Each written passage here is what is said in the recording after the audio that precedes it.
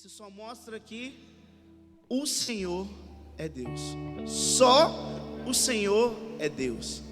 Essa frase é a frase chave que eu coloquei sobre a pregação de hoje. O tema é... aqui?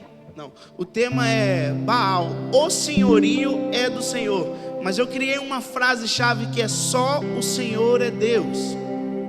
Deixa eu abrir aqui meu rascunho aqui, porque senão...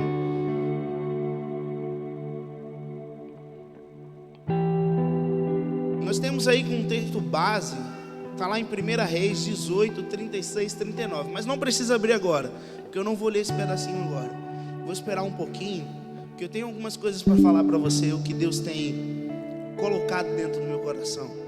É uma passagem muito conhecida, falando sobre Elias e o confronto lá no Monte Carmelo, sobre os profetas de Baal.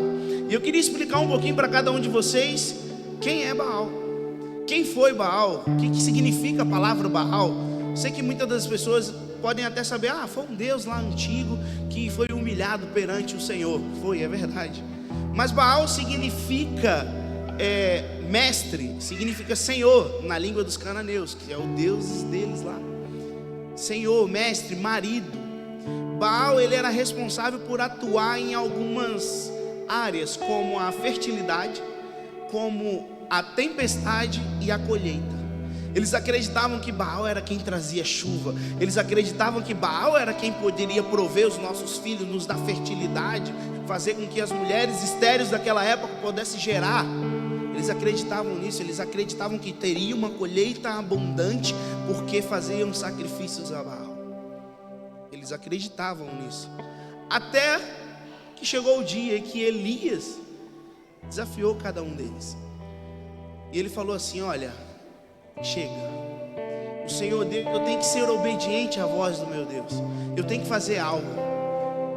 Porque estavam passando por uma situação onde o povo estava dividido entre adoração a Deus e adorar a Baal. O povo estava corrompido na idolatria naquela época. Mas, como sempre, um homem se levanta cheio de Deus para ir de confronto a eles.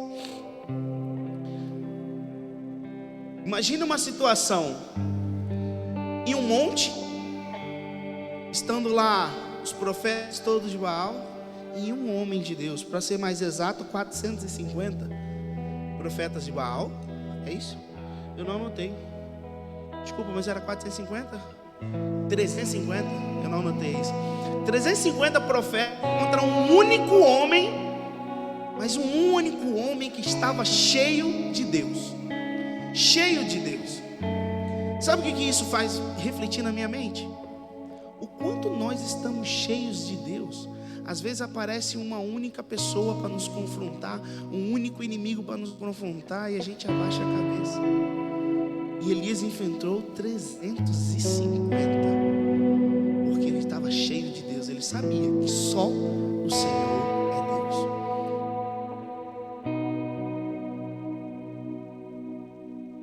Só o Senhor é Deus.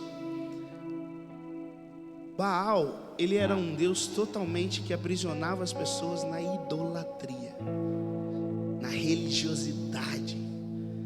E sabe o que eu tenho para mostrar para você no tempo de hoje? A idolatria dentro da igreja. Mas eu vou no culto do pastor porque a palavra dele é top. Mas eu vou lá porque aquele irmão revela o CPF. Não, eu sei que aquele pastor, ele vai me curar com a oração dele. Aquela irmã, quando aquela irmã abre a boca, meu Deus do céu, é céu na terra. Idolatria.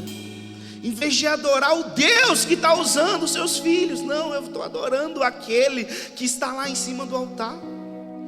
Aquele cantor é top. Aquela. Gente, quando a gente esquece de Deus e começa a idolatrar homens, começa a manifestar, a depositar a nossa confiança em homens, é idolatria. Isso não vem de Deus. Às vezes o irmão está cheio de Deus e você não está, porque a tua expectativa está nele. Idolatria. Você está adorando a pessoa errada. O único ser digno de adoração, de louvor, de toda honra e toda glória é Deus. Ele Ele sim, Ele que deu a vida por nós, Ele que operou um milagre na vida da Ana Paula, Ele que operou os milagres da sua vida, é Ele quem faz todos os dias você acordar, abrir os olhos. Ele sim, esse Deus maravilhoso. Mas existe um processo enquanto a nossa vida, quando a gente vai fazer alguma coisa, tudo a gente tem aquele processo, né? Não, eu vou orar a Deus, eu vou me santificar porque eu sei que Deus vai fazer, eu vou buscar mais porque eu sei que Deus vai fazer. Não se resume a você saber o que Deus vai fazer, se resume a você fazer com gratidão a Ele, e as outras coisas vão ser acrescentadas. A palavra de Deus diz: buscai primeiro o reino dos céus e as demais coisas serão acrescentadas. Primeiro o reino dos céus, não com o intuito de barganha e de troca. Naquela época, lá no Monte Carmelo, aconteceu algo inusitado que eu quero falar para vocês. No capítulo 18, versículo 36, agora eu vou ler aqui. E sucedeu-se, pois, oferecendo a oferta de manjares, o profeta Elias se achegou dizendo: ó Senhor Deus de Abraão e Isaque, manifesta-se hoje tu, ó Deus em Israel. Eu sou o teu servo e conforme a tua palavra fiz todas as coisas. Por enquanto só até aqui. Ele estava pedindo para Deus se manifestar, porque ele era servo do Senhor, e conforme a palavra do Senhor, obediência, conforme a tua palavra, conforme eu fui obediente a ti, manifesta tu hoje aqui, Senhor. E antes dele sacrificar, houve um processo. Antes dele sacrificar, houve um processo. O processo de quebrar a idolatria. Você sabe qual é o processo de quebrar a idolatria? Juntar as pedras, restaurar o altar, separar a lenha, separar o cordeiro. É um processo.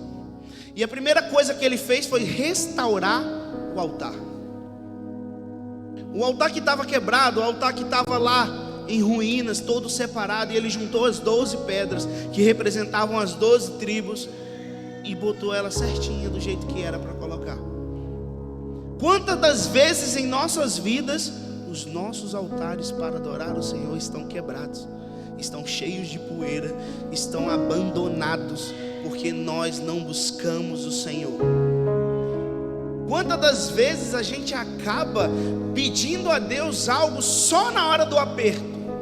Deus, meu Deus, tem misericórdia da minha vida, acabou tudo, não tem mais jeito, Senhor, só o Senhor é Deus, eu sei que tu podes. Quando tudo devastou, a gente procura primeiramente Deus.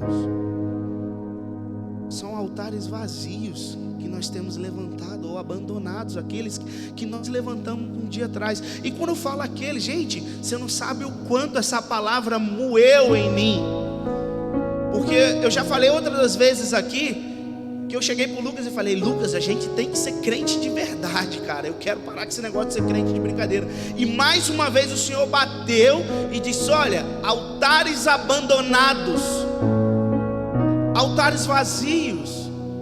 Gente, eu sei que essa palavra parece um pouco dura, mas eu estou falando isso com amor. Eu só quero trazer um despertamento que o Senhor tem trago para a minha vida, e não estou apontando o dedo para ninguém, não é isso. Eu não quero vir aqui bater em ouvir, não é isso. Não quero fazer nada disso. Eu só quero trazer um despertamento para que nós possamos erguer novamente os altares, para que nós possamos viver a boa, perfeita vontade agradável de Deus. A gente tem que restaurar os altares. E o processo de quebrar a idolatria, o primeiro passo é esse: restaurar os altares. O altar do Senhor representa uma vida de adoração, uma vida de oração, uma vida de entrega. Não é você abandonar aquilo que Deus tem colocado na sua mão, o seu emprego, o seu trabalho, tudo isso, e começar a viver igual um louco. Não, Senhor, é isso, eu tenho que ir para a igreja. Não, é vida de oração, vida de entrega, é vida com Deus. Vida com Deus. O que Ele coloca em nossas mãos é porque nós temos a capacidade de executar. Ele não nos escolheu à toa. Ele não escolheu cada um de vocês aqui à toa. Não há vitória contra a idolatria sem restaurar o altar pessoal. Nós não vamos conseguir vencer Baal se nós não levantarmos, se nós não acordarmos, se nós não restaurarmos os nossos altares pessoais com Deus. Não existe. Primeiramente nós temos que nos apegar, reconhecer: Senhor, eu reconheço que eu estou errado, me ajuda, mostra-me o que eu tenho que fazer.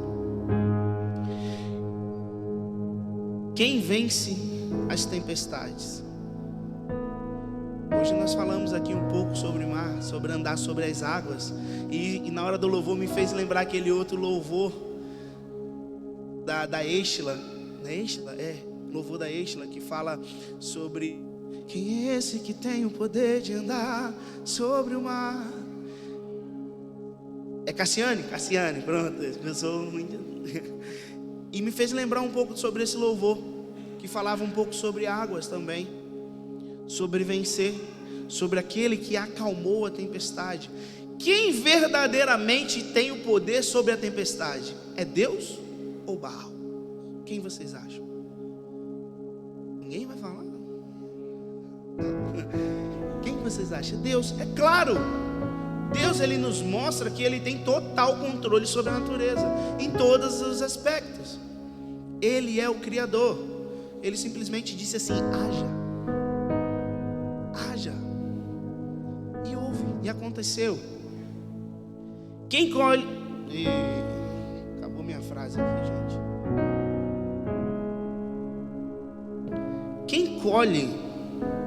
Quem colhe frutos prometidos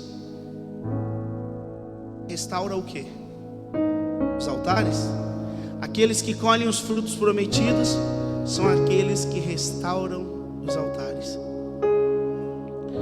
O segundo passo que aconteceu lá no Monte Carmelo foi a obediência. Elias, ele foi extremamente obediente a Deus, porque quando a gente faz um sacrifício, a gente primeiramente tem que dar algo que nos custa. E o que estava custando naquela época? O que estava custando naquela época? Água. 3 anos e meio sem chuva, 3 anos e meio de seca, e ele ainda pediu 4 cântaros e derramou uma vez. Ele pediu mais 4 e derramou mais uma, e pediu mais uma vez e derramou. O pessoal já deve estar: meu Deus do céu, não tem água e você está derramando. Aquilo que nos custa é o que faz nos ser obediente. Quando Deus pede algo para nós, a gente fala: tá bom. Aí sai batendo o pé, igual as crianças. Valentina já bate o pé, sai batendo o pé. Oh, volta aqui, meu filho, é pro seu bem. Eu quero uma obediência sua, porque eu quero te levar a um outro nível. Eu quero fazer você estar em outro estágio. Eu quero fazer com que você entenda algo que eu tenho separado para você. Só que você quer viver no seu quadrado, você quer viver na mesmice, você está confortável. Mas seja obediente a Deus. O terceiro passo é o sacrificar o melhor para Deus. Sacrificar o melhor para Deus. A Dani, gente, hoje foi todo mundo encaixando aqui, ó. A Dani falou hoje aqui sobre o nosso melhor, dar o nosso melhor. Que o pai dela pegava os melhores tênis que a mãe dava, e dava com amor, com alegria. Isso é sacrificar. Mas existem outros tipos de sacrifício, quando Deus faz assim, ó, não. E aí você: mas eu queria tanto. Sacrifique, seja obediente. Comece a andar, a ter uma vida com Deus, ó. Comece a escutar Ele no íntimo. Comece a viver com Deus. Comece a fazer com que as coisas comecem a mudar. Você muitas das vezes vai ver nada acontecendo. Você muitas das vezes vai ver que tudo tá tão difícil. Mas olha, vai dar certo. Não é uma palavra de conforto, só para dizer assim, não, ele começou tão duro. Não, é a realidade. Porque o nosso Senhor, Ele não quer um mal para cada um de nós. Não, Ele quer um bem. Ele tem feito tudo para que nós possamos viver a boa, perfeita, agradável vontade dEle. Elias separou o novilho, colocou sobre a lenha, regou 3 vezes, e ele deu o melhor. Mesmo quando parecia tão difícil, tão inapropriado, o sacrifício verdadeiro era oferecer o que lhe custa. Você tem dado o que lhe custa para o Senhor? Já parou para... Eu já pensei em algumas vezes em pensar, falar da seguinte forma assim: já pensou se nós tivéssemos que dar 10% de tudo da nossa vida para Deus? 10% do nosso dia, 24 horas, 2 horas e 40 minutos para Deus. 2 horas e 40 minutos orando, será que ia dar? Tem gente que ora mais. Ou 2 horas e 40 minutos lendo a Bíblia, ia dar? Tem gente que lê uma página aí, tá difícil.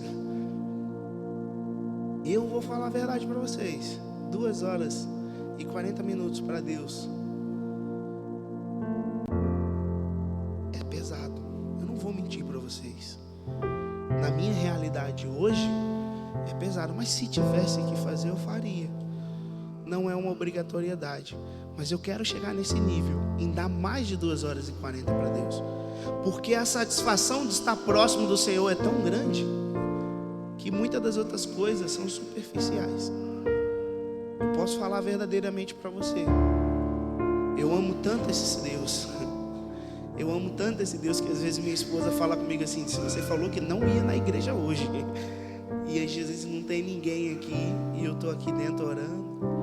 Hoje eu senti a presença de Deus tão forte aqui. O Frank estava lá atrás, e eu coloquei um louvor alto aqui, e eu fiquei dançando com a Valentina aqui no colo, no meio, e pude sentir a presença de Deus, até a lágrima escorrer. Eu falei: nossa, que maravilhoso.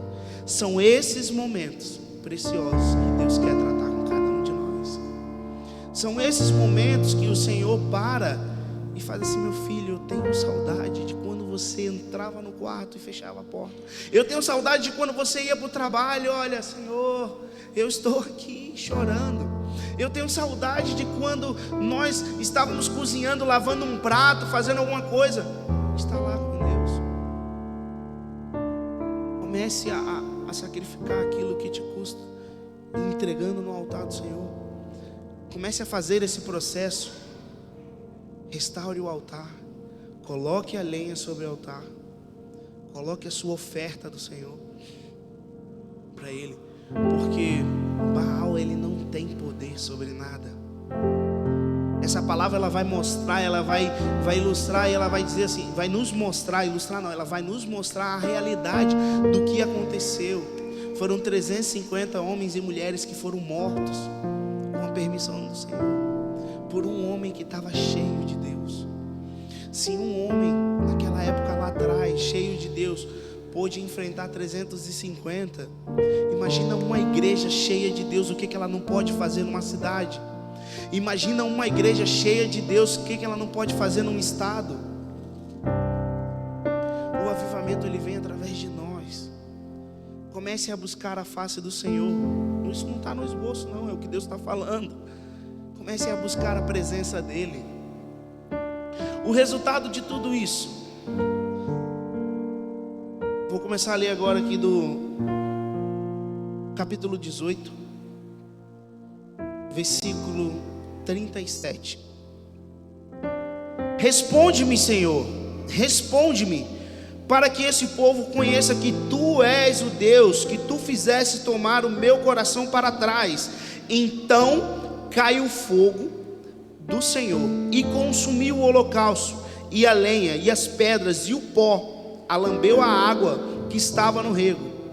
O que vendo todo o povo caiu sobre os seus rostos e diziam: só o Senhor é Deus. Só o Senhor é Deus. Agora vocês entenderam porque a frase é só o Senhor é Deus? É porque Baal ele não tem o controle sobre a fertilidade. Deus, ele faz a estéril gerar. Aqui na igreja teve mulheres estéreis que geraram, e eu creio que haverão mais e mais. Então, se você ainda está pensando, mas não chegou a minha hora, comece a viver como se o milagre estivesse acontecendo. Comece a escolher o nome do seu filho, da sua filha. Comece a projetar esse milagre, comece a gerar ele. Deus, ele é o dono de todas as coisas, só o Senhor é Deus. O Senhor, ele é quem acalma a tempestade.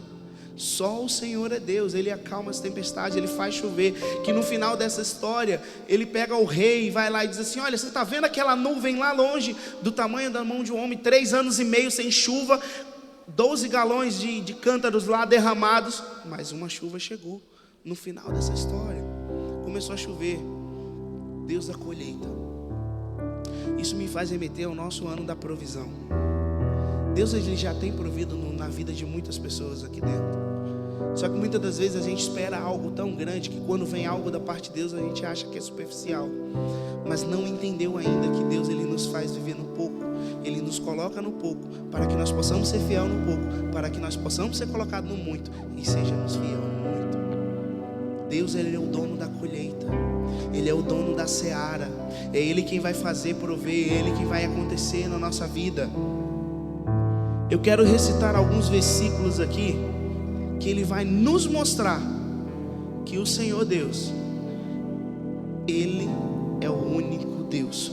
Filipenses capítulo 4, 19, vai dizer assim: o meu Deus suprirá todas as vossas necessidades. Salmos capítulo 23, versículo 1: o Senhor é meu pastor e nada há de me faltar. 2 Coríntios capítulo 9, versículo 8: Deus é poderoso para tornar abundante em vós toda a graça. Salmos 34, capítulo 10: aquele que busca o Senhor nada tem falta. Mateus 6,33: buscai primeiro o reino de Deus e todas as outras coisas vos serão acrescentadas. Todas as outras coisas serão acrescentadas. Ele é o nosso Deus, só o Senhor é Deus. É Ele quem nos faz andar sobre os pastos verdes. É Ele quem abre os nossos olhos. É Ele quem abriu o caminho no meio do mar. É Ele que nos tirou da terra seca do Egito. É Ele que nos tirou da escravidão. Só o Senhor é Deus. Só o Senhor é Deus. Só Ele é Deus. Quer viver? Quer quebrar a idolatria? Restaure os altares. Quer vencer as tempestades? Restaure os altares. Quer colher frutos e bênçãos e viver o bom, o sobrenatural de Deus? Restaure os altares do Senhor na sua vida. Comece a edificar altares de adoração a Ele no seu trabalho. Comece a edificar altares de adoração a Ele na sua faculdade, na sua escola, na sua casa, no seu quarto. Comece a levantar altares de adoração ao Senhor. Comece a edificar. Comece a edificar, não é muito. É um tempo com o Senhor. É tirar um pedacinho de tempo. É separar o seu dia e dizer assim, abrir os olhos e dizer: Senhor, nós somos gratos. Eu sou grato a Ti, Deus. Eu sou grato. No dia que o pastor me deu a notícia do ar-condicionado, foi no dia da inauguração. Eu não era mais ninguém. Eu estava aqui, o pastor falou assim: ó, o ar-condicionado nós ganhamos hoje. Deus abençoou, Deus proveu. E eu não tinha dúvida do que Deus iria fazer. Eu nunca tive. Porque no primeiro dia que eu passei aqui, o Senhor falou assim: ó, aqui.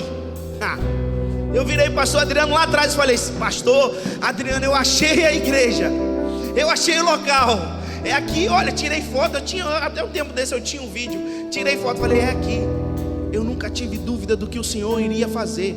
E não tenho dúvidas aonde essa igreja vai chegar. Eu não tenho dúvida aonde vocês irão chegar, aonde vocês irão. O potencial do Senhor está dentro de cada um de vocês. Comece a viver como vencedores. Comece a viver como aqueles que andam alteiramente como a corça. Comecem a viver como os filhos de Deus. Chega dessa vida de cabeça baixa. Chega de cabisbaixo. Chega de, eu não sei se eu consigo. Consegue sim. Consegue sim, porque o Senhor, Ele é fiel para cumprir. Ele não é filho do homem para que minta, nem se arrependa daquilo que Ele falou sobre ti. Desde o ventre, Ele nos conhece. Ele tem algo separado para nós. Restaurar os altares. Começar a ter uma vida com Deus. O louvor pode subir. Restaurar os altares. Começar a ter uma vida com Deus.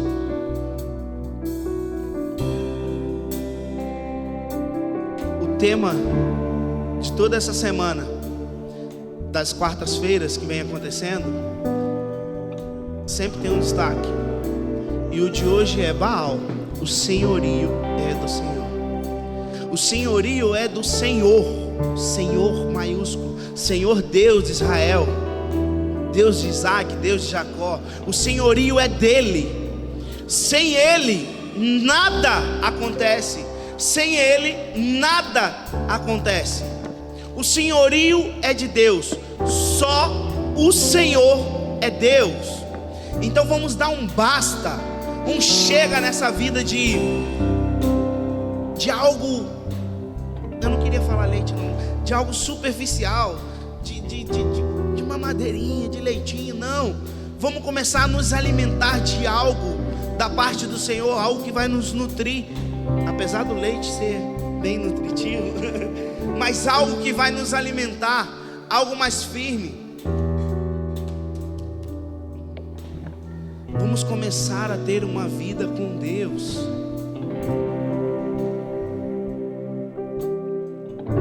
Só o Senhor é de Deus. Ele é fiel para cumprir. Ele é fiel para fazer todas as coisas. Se coloque de pé no seu lugar.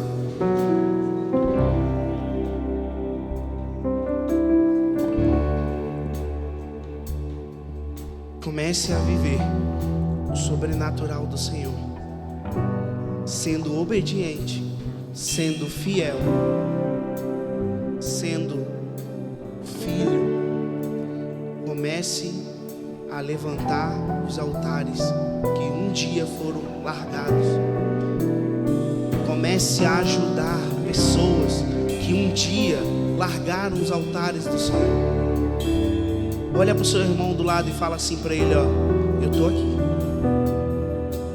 Mas agora eu queria que você olhasse para alguém que você não conhece, alguém que você não tem intimidade, e falasse para ele assim: ó, eu estou aqui para te ajudar. E eu espero que você esteja aqui para me ajudar. Sabe o que é isso? Unidade. Unidade. Nós estamos aqui para te ajudar. Quando eu falo nós, eu falo toda a liderança. Eu falo todos dessa casa, nossos pastores, o pastor Elcio, o pastor Marcos, a pastora Lilian, a nossa futura pastora Lilian também.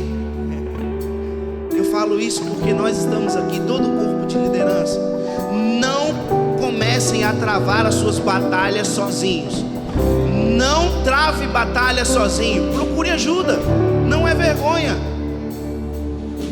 Não lute suas batalhas sozinho. Você tem, ó, seus irmãos do lado. Aleluia. Cada pedido nesse cálice, nós também cremos que será respondido. Obrigado por cada resposta dada aqui no vaso da gratidão, Senhor. Aleluia. Estamos a terminar mais um culto Hope, e nós somos muito felizes que nós estamos na campanha Destruindo Fortalezas. São 7 quartas-feiras que nós fizemos esse propósito, e temos aí o compromisso do nosso culto Hope, um compromisso de oração, um compromisso não só de oração, mas um compromisso de gratidão também. Amém? Por isso que tem o espaço do pedido, mas tem o espaço também da gratidão. E ao terminar esse período, nós vamos estar pegando o nosso compromisso e colocando no cálice aqui de oração, porque o cálice de oração, junto com os pedidos que vocês podem estar fazendo e a igreja pode estar fazendo, vai ser colocado na torre de oração que vai retornar, amém? A torre de oração dos Gideões vai retornar logo, e aí nós estaremos orando por eles, e depois todos esses pedidos serão levados no monte, ou monte ou outro lugar, onde nós estaremos fazendo um ato profético, queimando esses pedidos ao Senhor, e vamos continuar orando e orando, e terão novas campanhas, né, Pastor Elcio? Depois dessa, que serão 7 quartas-feiras, nós estaremos ainda, fizemos só 2, ainda faltam mais 5 quartas-feiras, amém? Estejam vindo em todas elas, e não foi à toa que nós escolhemos essas 5 potestades, que são demônios. Nós sabemos que não existem deuses, os demônios fingem ser deuses, mas o Espírito Santo mostrou a nossa equipe de oração, o nosso ministério de oração, que havia 5 potestades que têm atuado aqui em Chaves, e por isso que nós levantamos esse período, essa campanha, e estamos falando sobre essas 5. Falamos a primeira agora com Jonatas, vamos falar mais 4, no final eu estarei a terminar essa campanha com uma palavra, mas tudo isso é porque nós cremos que as potestades que estão sobre Chaves, que aqui na Europa é muito cheio de bruxaria, vai cair por terra, e está caindo por terra em nome de Jesus.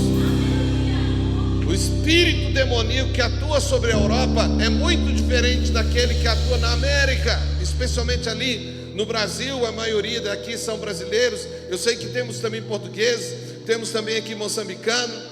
Nós sabemos aqui dos irmãos que às vezes os espíritos são diferentes, e a bruxaria é muito forte. O sistema templário foi muito forte aqui em Portugal, mas está caindo por terra em nome de Jesus.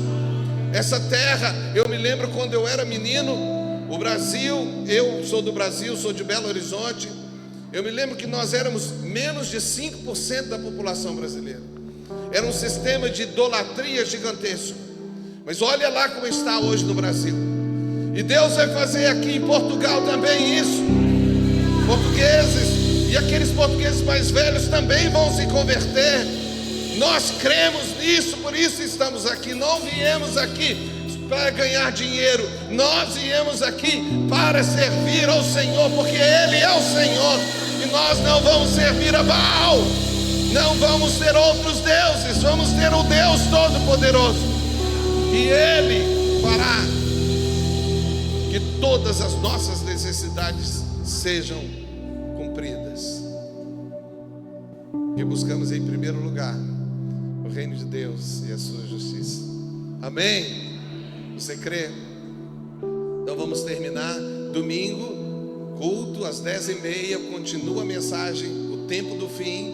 Já falei o tempo do fim com Jesus. Agora, esse domingo eu vou falar do tempo do fim com Daniel. Se você quiser saber um pouco do que Deus está falando, do que Jesus até falou, você venha no domingo às 10h30, amém? Mas nós temos também sexta-feira, todo mundo junto, né? No Family Day, ali em Mirandela, né? Estaremos indo lá, tem uma praia, lá tem praia mesmo. Vamos estar querendo que vai ser um tempo muito bom. E que o amor de Deus, a graça maravilhosa do nosso Senhor Jesus Cristo e as consolações do Espírito Santo de Deus estejam sobre todos nós, irmãos, e sobre todos os irmãos espalhados aqui nessa terra de Portugal, e sobre a Europa, e sobre toda a face da terra. Em nome do Pai, do Filho e do Espírito Santo. Amém e amém. Vamos dar uma salva de palmas para Jesus, porque Ele merece. E Ele é, como Jonatas disse, o único Senhor. Não há outro Deus além dele. Tenha um restante de semana cheio de alegria e seja feliz, mas faça alguém feliz. Deus abençoe a todos. Aleluia.